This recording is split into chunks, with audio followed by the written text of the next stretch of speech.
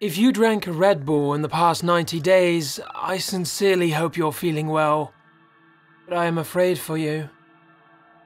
I won't write my name for fear of what they will do if they found out I'm writing this. I'll call myself Zed. I worked at one of the Red Bull production factories in Austria for more than 7 years. It was a good job. It helped me provide for my wife and children. Most who worked there were Austrian natives, but I'm from a Western country. Again, I really can't tell you. I visited Austria as a young man, met my wife, and never left. It wasn't what my family back home wanted for me, which is probably why we speak so little, but I was a high school dropout trying to find his way in life. I bummed around Europe for 2 years just crashing on couches or spending the occasional night in a park. I got used to doing odd jobs for money and blowing it all on beer, but when I met my wife, I felt something change inside me. I promised her I would no longer be the useless bastard I was before. I would hold a steady job and become a man. A good man. That's partially why I'm writing this. If I were back in the old days, I would have let this information go. It didn't affect me, so why should I care? But I'm a better person now. What I know could have a lasting impact on the lives of millions. I have no choice but to share this. Our Red Bull facility is unique in that it both produces the liquid for Red Bull and bottles it all in one place. They most likely did this to save on transportation costs. I worked in the bottling portion of the factory. It wasn't very exciting to say the least. I'd stand next to a conveyor belt, the cans would move forward, the liquid would pour in, and the tops would be put on last. My job was to basically watch this whole process day after day and make sure nothing went wrong. And nothing did go wrong for 7 years. Sure, we had pile-ups and spills, but that was ordinary. What happened in September was far worse. The first time it came up was on just a typical day. I remember making pancakes for the kids and my wife sleepily kissing me goodbye as I left for work. Everyone was tired as usual. I took my spot on the line, waiting for the whole process to begin. Stefan, my co-worker, was oddly talkative. He was a mostly quiet man with a very private life. But today, he leaned over to me and gossiped like the children did. "No balls," he said. "Pigs this time." He spoke German, obviously, so I'm translating. "Huh? No bulls for the product. The urine, I mean, they had to use pigs." He tapped his finger on the metal of the conveyor belt. "I've no idea what you're saying." He rolled his eyes. "Urine for the product." "That's a myth," I joked at him. "No, it's true. They don't use as much as they did in the beginning, it's too expensive, but it's still in there. Every last yellow drop. But the bulls they were using weren't enough for this shipment. They had to mix it in with something else. That's why they got the pigs." He looked around and then whispered, "I heard they have something wrong with them." The conveyor began to turn on and Stefan moved back to his station. I shrugged him off. I spent the day doing the same old thing, watching the cans and pushing my button. At lunchtime, we all went into the break room. Julia, like usual, had a can of Red Bull with her. Not only did she work here, she was addicted to the stuff. She cracked it open with a sigh. "Rest of the line," she said, greedily gulping it down. Luckily, I never touched the drink myself. It had a weird aftertaste I couldn't get over. Stefan was telling stories again. "These shipments are going out to North America soon. Not sure what'll happen when it reaches them. No bulls, you know, only pigs." No one was taking him seriously. 2 weeks later, Stefan stopped showing up to work. There was no explanation, no nothing. Someone who lived near him checked his house, but no one answered. It was a Thursday, I think, when Julia had her seizure. Oh, that's what we thought it was. It was 4 weeks after Stefan disappeared. She flopped to the ground and thrashed like an insane person. None of us had ever experienced a seizure before. She was screaming, "They're in my eyes! They're in my brain!" Someone had the idea to shove a wallet in her mouth. I knelt beside her, trying to hold her head up. That's when I noticed the oddity. There were 3 small squiggles in her left eye. They were swimming upward. Before I could figure out what was happening, a supervisor instructed 2 men to take her away. He told her she had a seizure disorder. He said it was normal, nothing to be afraid of. We didn't see Julia again. I dreamt of the squiggles in her eye.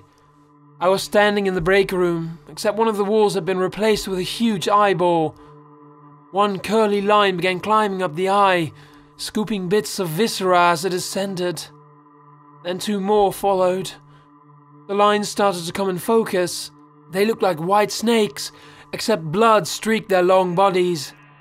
One of them poked its head from the wall of the cornea, staring at me with its expressionless face. It had no mouth, but I swear it smiled. I woke up in a sweat, breathing shallowly. I could still hear Julia screaming even as I was awake. "They're in my brain!" Back at work, a few others started suffering as well. It began with headaches. One person described it as a mild pain, then a pounding, and finally a jackhammer ripping through their skull. After the headache came vision problems. Small, oddly shaped lines would pass across their line of sight. And finally, after just a few days, full-fledged fits. All of them screamed of something in their head. No one came back to work after suffering one. The facility started to grow dreary. People were nervous to go to work. We never knew who would be next or what was happening.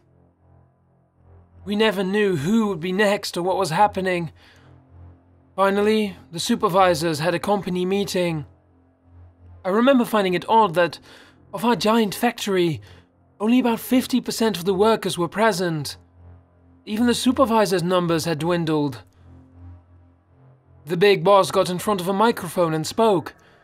His voice was calm but threatening. "You may have heard a rumor of something contaminating the product. This is simply not true. You will not be infected if you drink Red Bull. No one has died from it. Any gossip about infection is a lie. If you are caught discussing this lie, you will be terminated immediately. Any questions?" The way he said "any questions" was not really a question. It was a statement. It was a conclusion to his small speech. None of us said a word. Another supervisor stepped to the microphone. His voice was much more timid. "At this time, we are no longer allowing employees to drink product off the line. You may purchase Red Bull on your own time, but not during work. This is non-negotiable." He shook a little. After a few moments, we were dismissed. No one spoke, but before I could leave, the big boss pulled me aside. "You're Zed, right? From America?" "Yes, sir," I replied, more than a little unnerved. "How would you like to be a supervisor? Twice the pay and much less work." He faked a smile. "We need talent like yours. Plus, you speak perfect English. This is a plus for us." "I don't know what to say." The big boss pulled out a white folder. "Read what's in here. If you can accept it, then we will promote you. If you don't feel comfortable, then we will have a conversation." He thrust it into my hands. "Now go home and get back to us tomorrow." I have not been completely honest with you, whoever is listening to this. Although I do wish to hide my name, it's not because of what the company will do to me. It's because of what I will be doing tomorrow. You see, the folder they handed me was a detailed description of how I was to take the blame for everything that happened. I was to pretend to be a high-ranking supervisor at the plant. I would admit to allowing untested ingredients into the Red Bulls that were shipped to North America. I would explain that the company had no knowledge of this and that it was my fault alone. In return, the company would pay me handsomely every month for the rest of my life. It was presented as a choice, but I knew it wasn't really. If I said no to them, the best scenario would be losing my job. The worst would be ending up like Stefan. I couldn't do that to my wife, to my kids. I wanted to be a better man, but I loved them more than I loved my own reputation. So, tomorrow, in a worldwide press conference, I'm going to take responsibility for something I had nothing to do with. My name will be smeared across headlines. I will be an embarrassment. My family and I will have to move, to hide, but at least we'll be safe, I hope. But before I do all of this, I want you to know what happened to those who drank the infected product. I need to tell someone, especially those of you in North America, because maybe it will happen to you. The product contains tapeworms, millions of them.